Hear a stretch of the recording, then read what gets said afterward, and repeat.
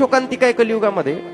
प्रत्येक बापाला असं वाटतं की आपली मुलगी चांगल्या घरातच जायला पाहिजे, याच्यामध्ये शंका नाही. प्रत्येक बापाला वाटतं आणि ते तसंच वाटायला पाहिजे. पण वाईट फक्त एवढं वाटतं, त्या मुलीचं लग्न करून ज्यावेळेस ती मुलगी सासरी जाते ना, त्या मुलीला बापाच्या घरच्या गरिबीची लाज कधीच नाही वाटली, पण नवऱ्याच्या घरची गरिबी मात्र तिला कधीच चांगली वाटत नाही. किती शोकांतिका आहे ना. या मुलीच्या बापाला एक घर बांधण्याकरता 65 वर्षापर्यंत काम करावं लागतं.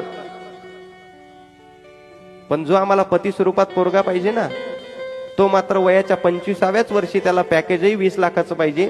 त्याचं पुण्यातही कोट्यावधी रुपयाचं घर पाहिजे, त्याचं जळगाव मध्ये सुद्धा कोट्यावधी रुपयाचं घर पाहिजे. फिरण्याकरता त्याची गाडी सुद्धा वयाच्या 25व्याच वर्षी त्याच्याकडे पाहिजे. तो सगळ्या धन संपत्तीनं युक्त असायला पाहिजे. किती चुकीचे विचार आहेत.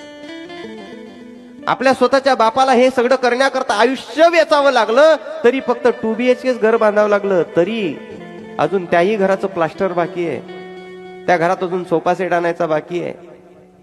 आणि वयाच्या 25व्याच वर्षी मला हे मुळीच म्हणायचं नाही बरं का की अपेक्षा करू नये. अपेक्षा करा, जेवढ्या मोठ्या घराची अपेक्षा कराल ना,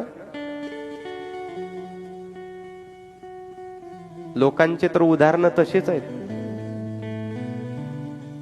बायको म्हणून नाही वागवत मोठ्या घरात गेल्यानंतर,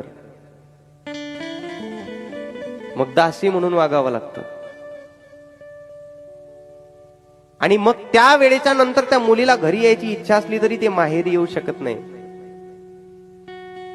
थोडस विचारपूर्वक निर्णय घेत जा कुठलाही.